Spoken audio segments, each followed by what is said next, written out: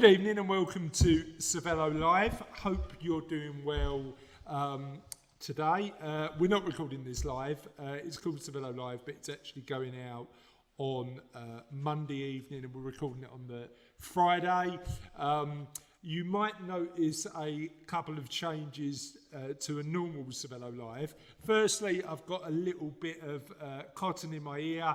I went for an ear operation a couple of this time last week, and my recovery has taken a bit longer than normal. But the good news about that is it's allowed me to grow a beard that I didn't have the chance to do in lockdown because I was in and out of meetings. So I've got a really itchy lockdown beard at the minute. So apologies for offending your eyes with but what I will do is make sure that we've got a really amazing guest who's talking to us today about leadership, about coaching, about developing the people within your businesses, and who can certainly, who we can all certainly learn a lot from.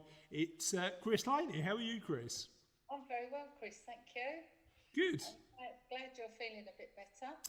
I'm getting there. I'm getting there, certainly. I know that this week hasn't been my finest week, but as you say, sometimes it's really difficult to take the time you need to get better, and that's a skill I need to learn, I think. And have you got any tips for that? How do you make sure that you take a step back when you need it?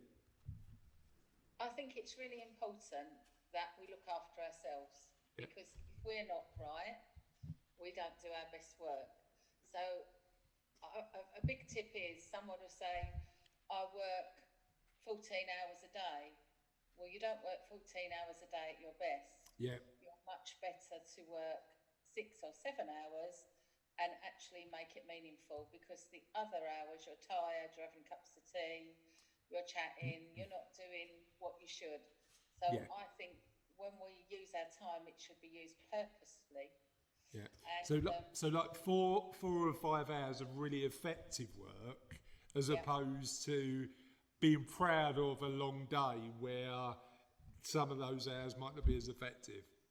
Absolutely, because a long day doesn't mean anything. It doesn't mean that you're doing a better job than the person sitting next to you that's done a normal day. Yeah, 100%. It means that either we don't manage our time properly, or we want to show everyone else how long we work. Yeah. I came across that a lot in the corporate life. I think my boss said to me once, how comes you always go home on time? And I said, well, when I get here, I don't sit in the canteen. I have a list of what I'm going to do. Yeah. And I do that before I start anything new. Yeah. And I think that is how we can be effective, Yeah. rather than have a list of jobs that you never get done and you roll them over. And you know what's interesting? I think particularly since lockdown and COVID and everything that's been going on recently, we've found with our corporate clients, there's been a bit more of a focus on productivity. So not hours in the office, but what are you actually getting done? And I think that might be a positive change. Yeah, definitely. I think you need to really look at the way in which you work, because sometimes lots of time doesn't mean lots of productivity. Yeah, cool. We'll definitely talk about that. So if you've watched Cervello Live before, you sort of understand the format of the show, but if you don't, we're going to talk about a concept in financial planning first, and hopefully some of that knowledge will allow you to plan for you and your families in a slightly better way. And this concept's going to be general in nature, but you should be able to pick some really key tips out of it to help you with you and your family's money. So we'll talk about that. Then what we'll do is talk to Chris about her business, about how she helps people, and talk a little bit about how she's helped both not only businesses but also community organisations. I know she does amazing work in that area, so I'll talk to that. But I want to talk to you about a concept that I like to call plan for the best but prepare for the worst. And the reason that I want to talk about this today is because it's not natural within my skill set to plan for the best and prepare for the worst. It's natural in my outlook on life to hope and plan for the best, but ignore the worst, and that's a real lacking in my skill set, and it's something that I'm trying to learn and develop. And as an optimist, I certainly live my life sometimes through a pair of rose-tinted glasses. My perspective on life is everything's going to be fine, but the reality is that not everything is fine. And recently, as I said to you at the start of the show, I've been in for an ear operation, expected to come out and carry on as business as usual after a day or so, and actually it's taken a lot longer to get back to a sense of normality than it should. And what I should have done, and Chris has very rightly told me off about this already, Chris, haven't you? Yes, I have. Is I should have given myself more time to recuperate and relax. Now, luckily, I've got an amazing team at Cervello and as a family around me to support me to do that. And I've made some changes this week that have allowed me to do that. But one thing that I should be better at, and one thing that we always recommend our clients do, is plan for the best, make sure that you're setting really good big goals in place and working towards those goals, but look at what can get in the way of those financial goals and potentially fill some of those gaps. And I want to talk to you a little bit about that. So certainly sort of plan for a target, have a plan in place, and then the important element is action. Often, I've seen it through the sort of 10 years running Cervello. People come to us and they're talking about their business plan, and they say to us, "Okay, great, that plan makes sense. What's your first next step?" And that's the bit they get stuck at. So certainly have a goal, have a plan, take action, but it's important to make sure that when you're doing that, you look at some of the obstacles and barriers that get in the way. Now, there's going to be two types of obstacle and barrier. Number one's the ones you can control, and number two, the ones that you can't. And there's no point in worrying about the ones you can't. If you've not got any, you might have an influence over some of the things you can't control, but if you can't control them, the things that you should look at protecting and making sure you do something about is the ones that you can. Certainly for people who watch other Cervello Live shows, I like reading quite a lot about Stoicism, which is 2,000-year-old philosophy, and Stoicism talks about the fact that to make the most of your life and to make it most effective, look at the bits that you've got control over and take action towards those goals. And it's the same with barriers in your life. What have you got control over, and what haven't? Now, interestingly, one of the things that I want to talk to Chris about is some of those barriers are about your own mindset. Do you find that quite a lot, Chris? Yeah, I do. I think one of the biggest things that we worked on was what limits you. So we have limiting beliefs from wherever they come from, our childhood, when we get older, our first job, and actually they can affect us throughout our whole career unless we address them. Yeah. The negative stuff in our heads saying, yeah. You can't do this, you can't do that. Yeah. And it's a very interesting thing when you start to dig down on somebody's limiting beliefs. 100%. Yeah.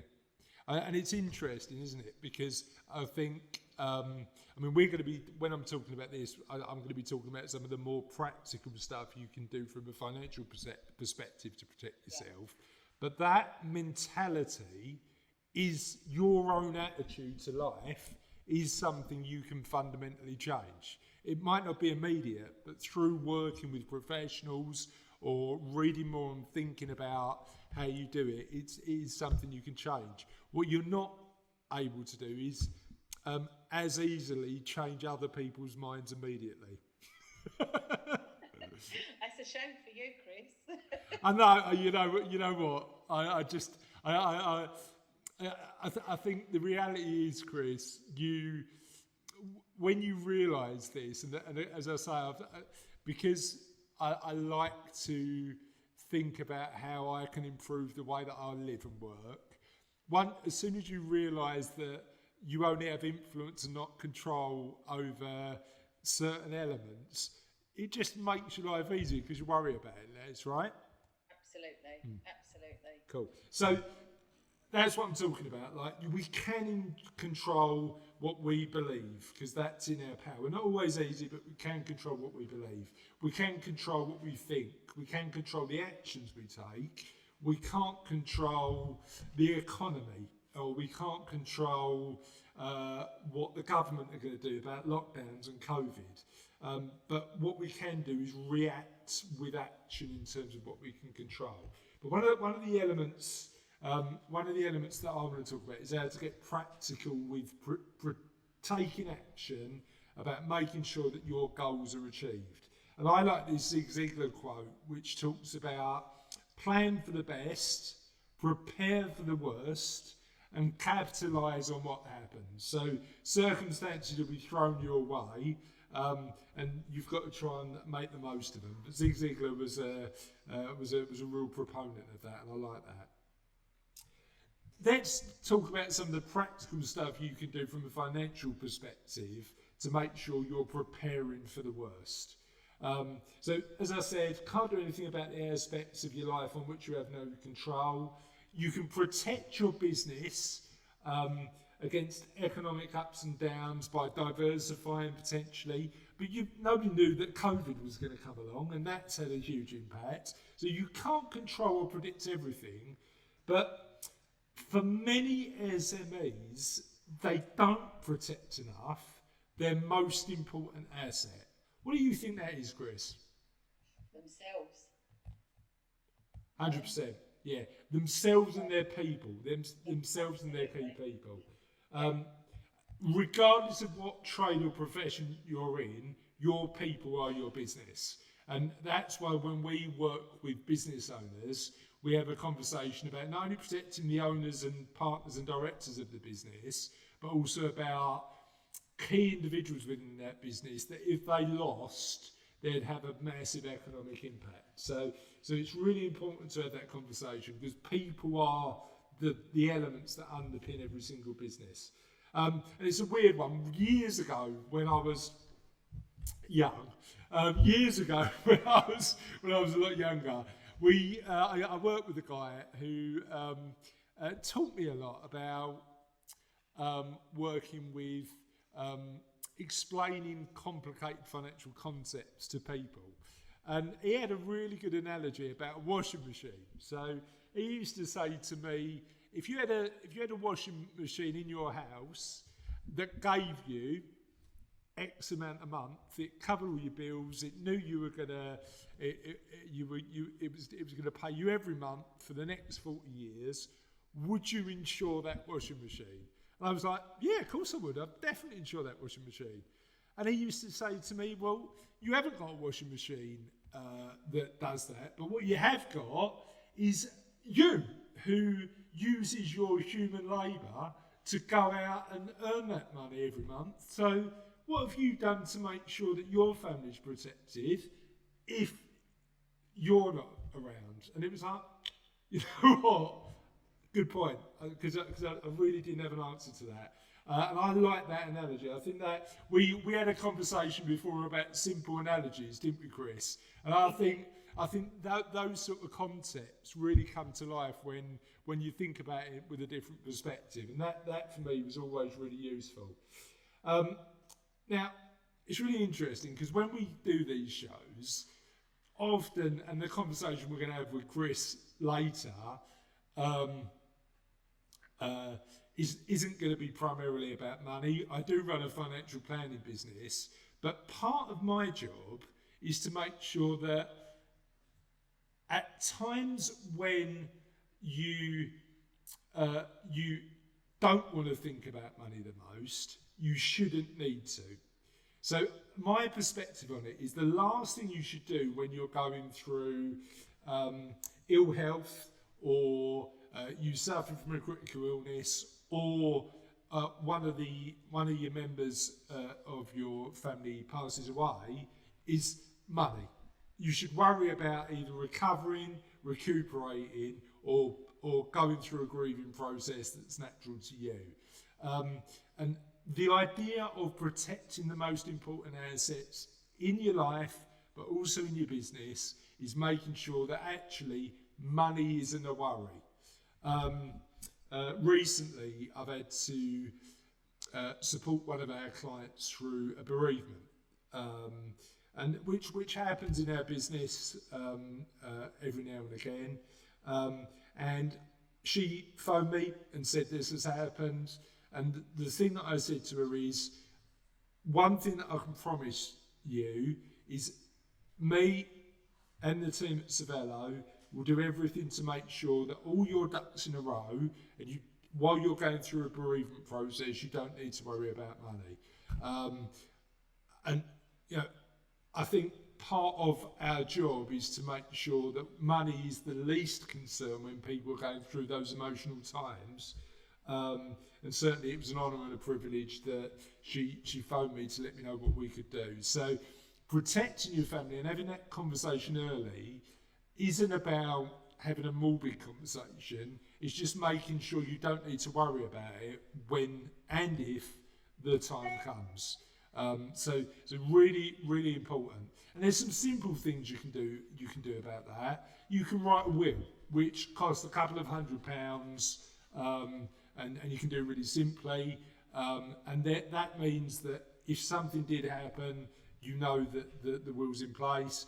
Or you could make sure if there's a gap between the money you've got and the money you think your family is going to need, or your business, or the people in your business, have a conversation with somebody like me who can guide you in the right direction and support making sure you fill that gap, so that if something did occur, money would be the thing you worry about the least. So that's my message for today.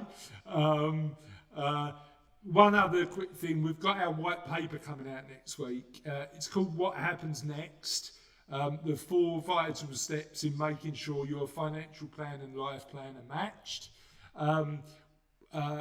It's based on some research we've done, and we've done loads of research with hundreds of people and got their feedback and put that in the white paper.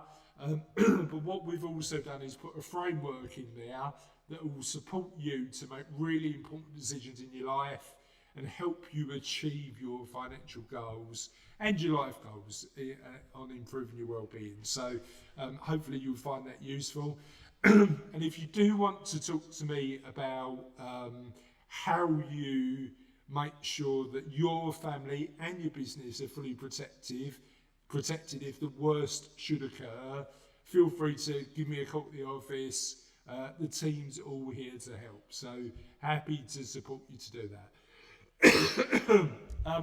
Now, to give my throat a rest, Chris, and to make sure that we're focused on finding out a lot about you, and while I ask Hervé, who's on the other side of the office, to get me a juice, tell us a little bit about you and your business. Okay, so my business is called Positive Change, as you've said. I set it up in order to be able to work in the community. So my background is all business. So I used to do cultural change, and I did that. I worked for the company I worked for 20 years, and I did cultural change for 7 years. And it was extremely helpful to me to learn about coaching, leadership and development in a real deep way. Yep. So I had amazing training. And I felt when I left that I wanted to do some of that work with people that maybe can't afford to pay. So we set up Positive Change, which is a CIC, community interest company. And we've worked with various groups of people over the last few years. And it's been a privilege to do so. Some people we've worked with have in recovery from drug and alcohol, and that's ladies. We did some research for the council around why people don't access the services when they're in recovery, and from that there was a real big miss with women, so we wrote a programme and we ran that. We've done Reminiscence with older people, and our last really big project was oral history, which was amazing. It was telling people's stories, everyday, ordinary people, if you like to call us ordinary. And we made a wonderful exhibition, and we brought people together, and the people from the project are still chatting. You know what's interesting? I mean, there's 2 points there. Number one, I went to that exhibition because you very kindly invited me along. I really appreciate it. I think we're all extraordinary in our own way, aren't we? You know, when you, I think it's ordinary people, but extraordinary experiences and stories, and that's what I got from it. You know, that like perspective of, you know, we all think we're ordinary, but we lead these amazing lives full of amazing stories. So that was a big thing from me. One question that I didn't prepare you for, but I'm just curious about, is you mentioned about the experience in business, and I know you had a lot of time working in business. How easily relatable was that to working in the community? It was very easily related because it's all about people, Chris. Yeah. So in our business, if we look after our people, we get the outcomes we want. Yeah. And when we work in the community, if we work with the people in the right way, with a wonderful attitude and listen to them, we can make amazing things happen. So it's the same. Yeah. I don't think there's any difference in the way that I operate now as to when I run my projects before. Yeah. None at all. And it's all about, it's people-centred. So whatever I've done, even corporately, has had people at the centre of whatever I do. Yeah. So I think that's the bit, I think, that people miss. It's all about people and communication. I think you're right, and as I said in that earlier presentation, any business that doesn't think it's about relationships with people at its core, even though the products might be different, are sort of missing the point, right? Absolutely. People make everything. Yeah. You know, people make the difference, and the way we treat people makes a big difference. So if we treat people how we want to be treated, we get a great response. Yeah, no, I get that. And I think that in business is a huge thing, especially in small businesses, because the people that help us, I know people that help me, are so important because they need to have the values that I've got, and I need to understand their values. And usually our values kind of meet. Yeah. Because you're more drawn to people that have the same values as you. Yeah. And you know, people that work for us, it's just really drawing on all the things that you've got to draw on. I remember my boss said to me once, he wanted me to go into a store, and he said, he's tricky, the store manager. He said, so you need to go in and be careful. And I said, he must have a mum, a dad, he must have children. There's always something you can find in common with someone to make them feel at ease, and that you're not going in to do something bad or to relay back all negative. Yeah. And I think it's always finding that common ground is the most important thing in whatever we do in life. Yeah, so looking at what you share as opposed to what divides you, right? Absolutely. So yeah, that There's lots of things that we share with lots of people, and I think when we actually look at it like that, it makes life a lot easier. So tell me a story, and if you've got two, that'd be amazing. Tell me a story about how your coaching has impacted somebody's life. So what would you like to start with? Would you like to start with how it's impacted life in the business world, or how it's impacted somebody's life in the community work you do?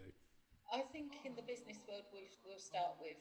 So you were talking earlier about working lots of hours and actually, you know, you stay there all the time and you want to be there, you want to be that figurehead. I worked with somebody that would maybe do 14, 15 hours a day. And we did a lot of research on his particular shop. And the research came back that he was a lovely person and he was very good, but he didn't listen. And I gave him some feedback, and it was really simple feedback, like you say, is that a lady told me that he came up to her in the morning, she was doing the flowers, and he said, "Good morning, how are you?" And before she could answer, he was at the other end of the store. Yeah. So he felt he was communicating with all his people because he asked them questions, but he didn't listen for the answer. Yeah. So he changed in the way that he led his people, and he used to go home on time, which made a big difference with home because his wife was fed up with it getting him after 14 hours and the kids wanted to play and their dad was exhausted. So he made such a change in the way he looked at leadership that he allowed his people to do stuff that he felt he could only do. Yeah. So it was a huge change for the people that he worked with and his home. Yeah. And that is just changing a mindset about, you know, he felt that he had to stay there and oversee everything, but all he had to do really was listen. Yeah.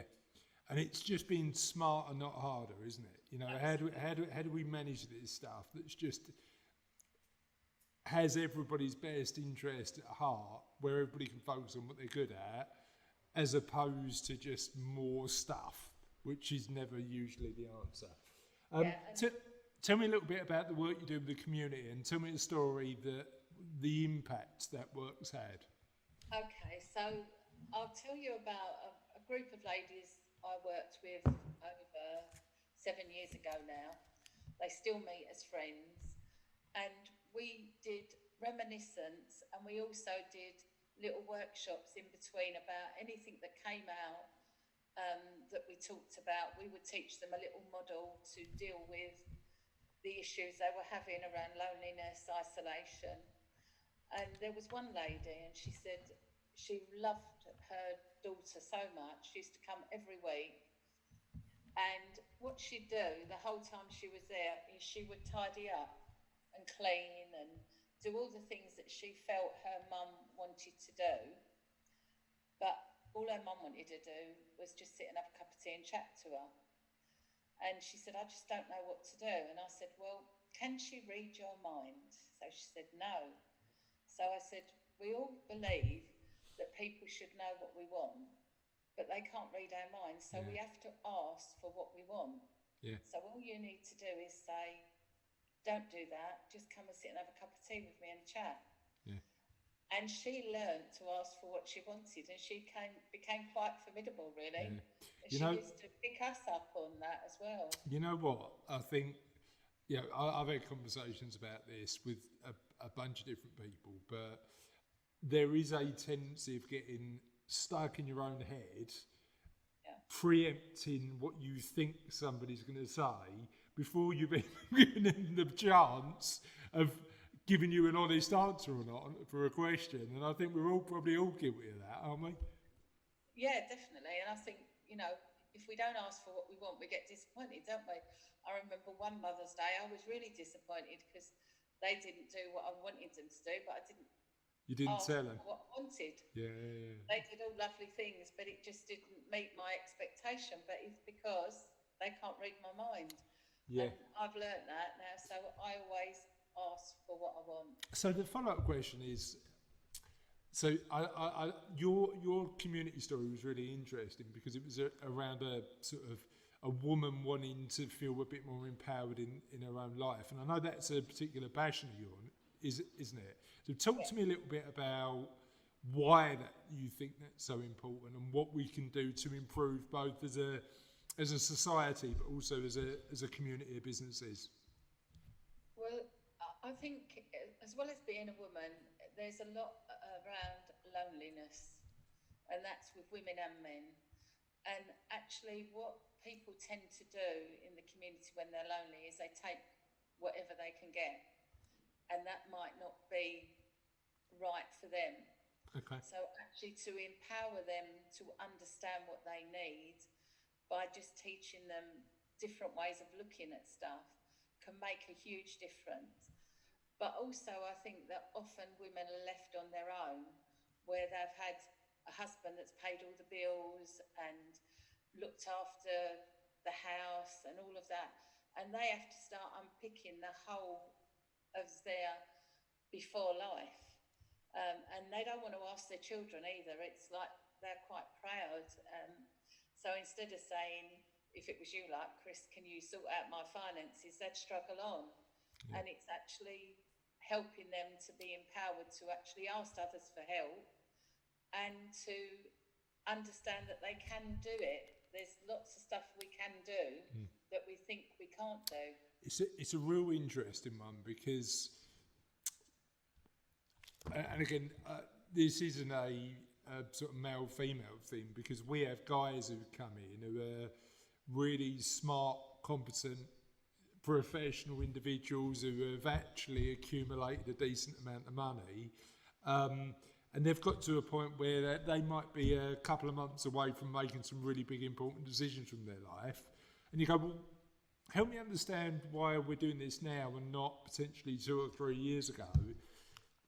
And there is a stigma attached, both men and women, about asking for help. It's nothing to do with, I mean, we charge a fee clearly for the work we do, but it wasn't to do with the fee, it's to do with, I should be able to handle this myself.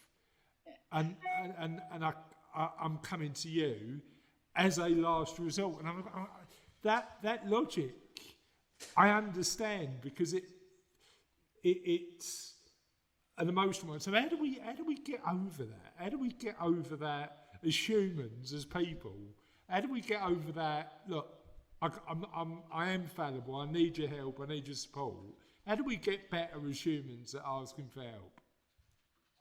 Well, I think it's a skill, asking for help, and I think it's something that we don't teach. We should teach our kids in school, and actually, kids do just naturally ask for help. So it's something we lose along the way. Yeah. And I think it's a really interesting one because it gets in lots of people's way, especially say like you're the head of Cervello and you don't completely know something. It might feel uncomfortable to ask her even, but actually you might have all the answers. So that's us being in our head. So Chris, just to give you a bit of clarity there, everybody who knows anything knows that Cass is the real boss. So yeah. I'm just the bloke that turns up every now and again. Yeah, but that's empowerment. That is Chris. But yeah, so it's actually looking around to see what's around you. So that's how I worked at work. Is I'd find someone that'd be really good at something. So for instance, when I looked after the deli counters, there was one lady, she used to come to me every morning and go, oh, there's a block of cheese going out of date tomorrow. And she'd tell me every day. So I said to her, how would you feel about looking after the rotation for me? She said, oh, would that be all right? I said, it would be lovely. It would take a job off of me. And actually, you're much better at it than me. Yeah. And that would free me up to be able to do other stuff. What do you think? Yeah, great. And I tended to find that people that come to you with problems actually can help you have the solutions as well. Yeah, but I learned that quite early on. One of my favourite questions at the minute is if one of the guys at Cervello phone me up and say, "What do I do about this?" is and it's one I've used for a couple of years, but I'm really conscious of using it more now. Particularly actually in the last week, where the guys have done an amazing job making sure that everything's sorted.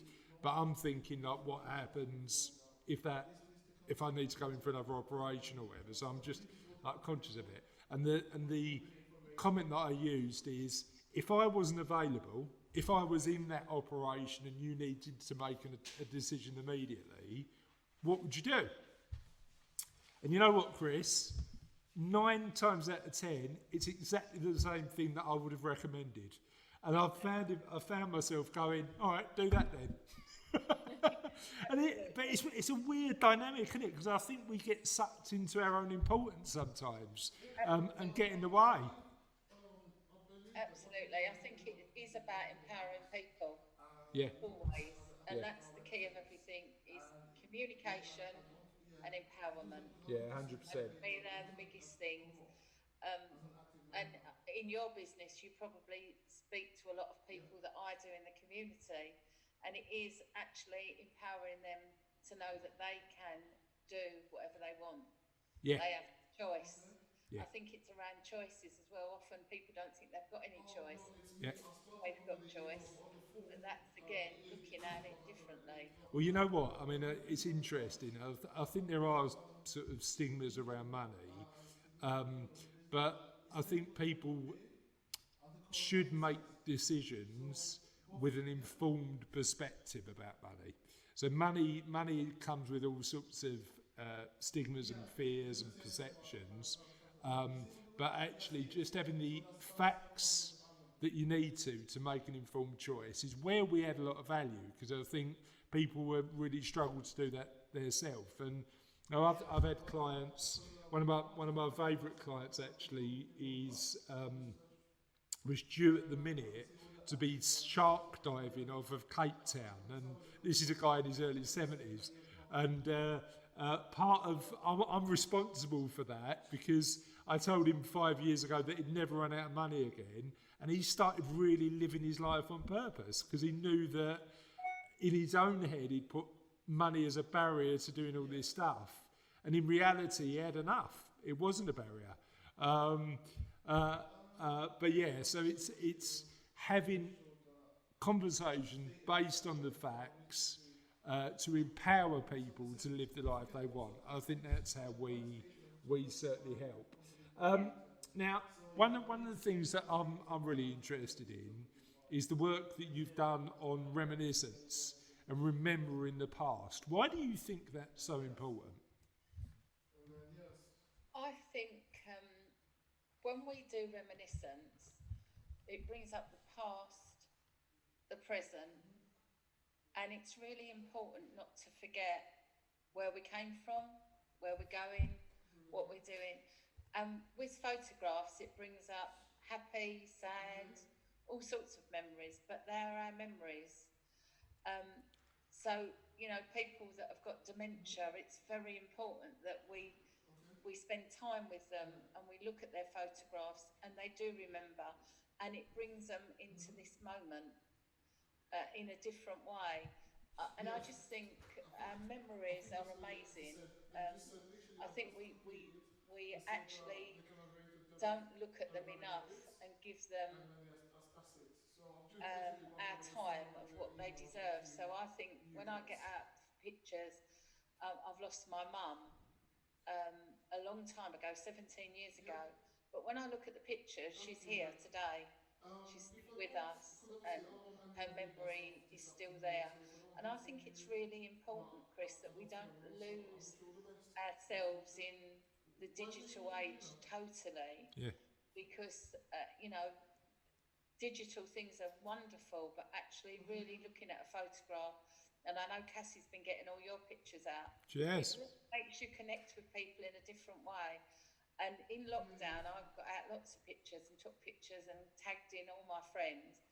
And it started conversations with their friends and their family. And, you know, we can have amazing conversations around our past. And that's where all the wonderful stories are. Yeah, it's brilliant. So, you know, I learned so much through the Oral History Project. I interviewed one guy that was in his 90s, and he told me how he found out about silk stockings through the war, and it was like a lovely story. And all of those stories will be lost unless we preserve them. Yeah, you know what? It's funny because I'm currently writing I'm going a bit off topic, but you know, and some of our Cervello Live viewers will know that I run a podcast called The Kindness Project with my eldest daughter, Charlotte. Now, she's said that she's definitely doing it for another 2 years, which I'm over the moon about. But now Sophie wants to get in on the action. I mean, it's taken us like 2 years to become popular. So now Sophie wants to roll in and get all the benefit of that.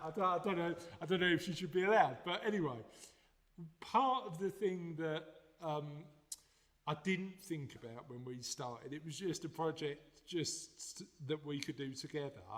But I think about quite a lot is all of those audio recordings. What's it going to be like in 30 years' time when Charlotte's got all those stories we used to tell and silly jokes we used to make and stuff like that, all hopefully stored safely in a place that she can go back and remember me by. It's an interesting dynamic, that keeping for reflection. It's really interesting. Yeah, I mean, all the stuff that we did with the Oral History Project has all gone to Balance House Museum. So if anyone wants to ever do a project, they can access all the recordings that we got, which I think is really important. Yeah, and my dad said to me, actually, because I remember having a conversation with you about recording stories with my dad, and apparently he doesn't want any of them on tape. Sounds like my dad. So you must know about the docs. I reckon you're right. So help me understand. That's my phone going off. Help me understand who you're looking to work with both now and in the future. Well, I would like to do a bit more corporate work. Okay. I sort of miss it and I enjoy it. And how does that look? What firms could you really help and support? I think my background is retail, so I'm very good at retail. But I think the same principles apply to any business, Chris. Okay. So it's about looking at the business, and doing a diagnostic, and then finding the way forward. Okay. I think small to medium businesses would be good for me, although I did work with a very large organisation. But I also have a bit of an ethos about, I like to make sure that the work's done properly and under my supervision, if that makes sense. Yeah. Not in a controlling way, but so that people get the best of us. Okay. So that's why I wouldn't take on a very large person. Okay. I'm also looking to do work in the community next year, and we're planning for that at the moment, and we're writing proposals, and that looks like that will happen if COVID doesn't keep us locked down and we can't actually do face-to-face, because a lot of the people that I work in the community could not do meetings. So it would be very difficult. So yeah, that's what the future looks like for me. I'm very interested in, as I say, women in business. I used to love being part of that through Havering. And I think there's lots of women out there that have got amazing ideas, and it's how do we harvest and cultivate them. 100%. So I'm quite good at developing ideas, so that's one of my fortes, which is how we've written all these bids and diversified quite a bit in the community, because I get an idea and then we go out and look to see get it done. What we can do with it. So I suppose the question to ask then is that with your background in retail and the fact that COVID has come along, and again something none of us knew about, none of us had much control over, what changes do you think that the retail sector need to make to just survive for a lot of SME companies? I think there's obviously a more online presence that they could start to look at, and I think a lot of smaller businesses are worried about that, but actually that becomes a barrier. And I think I've said to you before, we need to look at what we can do and not what we can't do. Yeah. And sometimes when you're in it, so that person's in that business, they don't look at what is possible. Whereas when someone goes in from outside and you do a diagnostic, you can often come up with ideas that they could do. This is really interesting. You know that piece of research I was talking about that's coming Yeah. out in the white paper? One of the questions we asked is, have you got a coach? So even though you and I do different jobs, there's an element of coaching to what we do with our clients. And I can't pretend that I'm as skilled as you, because you've done it for years and you've done it for a living. But there's an element of supporting people to achieve what they want to achieve with their life, looking at money as the framework. And certainly, but what I wanted to understand is not, do you want to work with a financial advisor, is do you work with a professional person who supports you? And that might be a financial advisor, that might be a business coach, that might be a personal coach. Actually, it might be a management accountant. It might be somebody who helps you with that. And there's a clear link between higher well-being and working with a professional. Now, that didn't surprise me, and I'm sure it doesn't surprise you. But I don't think many people make that link, right? Yeah. I think the other thing as well is, even with what I do, I have a coach. Yeah. Because if you're going to help others, you need to make sure that you're in great shape as well. Yeah. Yeah. So I think it's really important that we have someone to talk to that is independent. They're not our mums, they're not our dads, they're not the people that can make excuses for us.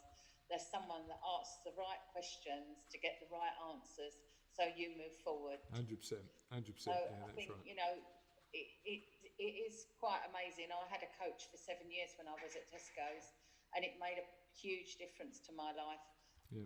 Business and home. Personal. Yeah. So I think, you know, people shouldn't be afraid. So with all the older people I work with, I don't tell them I coach them. I teach them little models. Yeah. Because actually the words get in the way. Yeah. Sharing ideas that might be useful. Exactly. Yeah. And that's how you have to look at it, really. So where can, if somebody involved in either the local community or somebody in a business wanted to get in touch, where could they find you? They could find me on my website, which is positivechangeconsultancy.com, by phone, by WhatsApp, whatever people want to do. All my details, I think Russ has got and you've got. Yeah, we'll put them in the show notes as well. Yeah. I'm happy for you to circulate them. And, it starts with a conversation. I always give a free consultation, so that will be, I call it getting to know you. Yeah. So I'd go in and talk to you about what your intentions were to have me come into your business or into your life in some way. And then if they feel I fit and I feel that I can help, then we would start a relationship. So I think that's a very important thing to do, because you can't assume that you can help everybody. No. So it's an interesting one, because one of the things that when we talk to clients about values, one of our values is about fun. And fun sounds like a weird thing to talk about for a financial planning business, but basically what it means is, we take the work we do incredibly seriously and professionally, but we don't work with people we're not going to get on with, because I'd rather make sure that both we're aligned and you feel we're on your side 100% of the way. So you're right, it's not for everybody, but being clear about that up front is important, right? Yeah, absolutely. And also, if the intention, I couldn't help with the outcome, then they're wasting their time and money. Yeah. So that's why I think it's very clear when I go to see them. And then if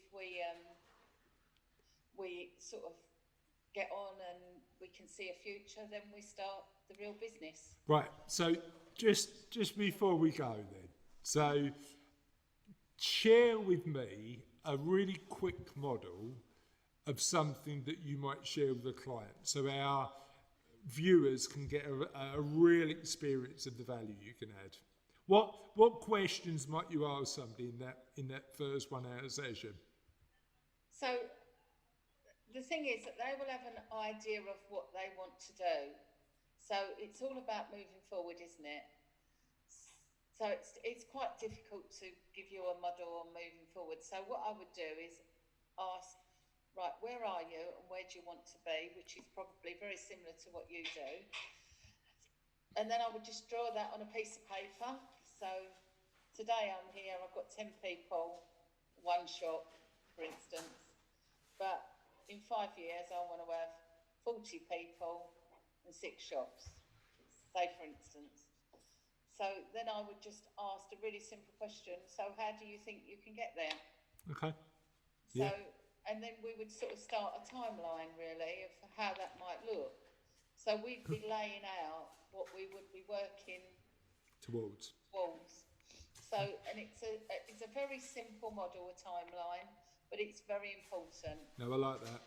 And then I would ask questions. So, so you've got shop 2. And you've got 15 people and you share them between the 2 shops maybe. So then what does that look like when you go to the next shop?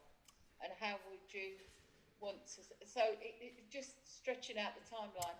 Yeah, I really like that approach because it's taking that big goal and just breaking it down into the bite-sized chunks you need for a good plan, don't you? And then I have another line that runs underneath, which is about them. Yeah. So who is going to assist them with this? Because if they're just going to do that all on their own, where's their life going to go? Yeah. So then I start to get them to think about family and what this would look like going forward for them. Okay. Because obviously that would be a huge commitment. And actually I want it to be transparent. I don't want to say, well, I could help you achieve that, but actually you're going to sacrifice your whole life. Well, I don't want people to do that. Yeah. So I want them to be very transparent as well around how they see that working with other elements of their life. Yeah, because it's not only about the business or about the money, it's about improving your overall well-being for the longer term, isn't it? That's the thing. Absolutely. Yeah. Okay. And also with your timeline, Chris, people see time differently. So there's a little thing you can do with people about how they see time. So they might be just a couple of little things that I might do on our first meeting, but that's also driven by the client and what they want. Yeah. But the timeline is for me is a very simple thing, and it makes people look at things very clearly. Absolutely love that. That's great. Thanks for sharing that. Just a timeline of what you want to achieve, so it doesn't feel like a massive goal. You can break it down into bite-sized chunks. So that's amazing. Thank you so much for joining us, Chris. I really appreciate that. I hope you've enjoyed this Cervello Live and my lockdown recovery stubble. That'll be gone next week. But have a lovely remainder of the week. Hope you've found at least one nugget today that you can use in your own life. Feel free to get in touch with Chris if you think she can help. And I'll see you next week on Cervello Live. Bye. Bye. Thanks, Chris.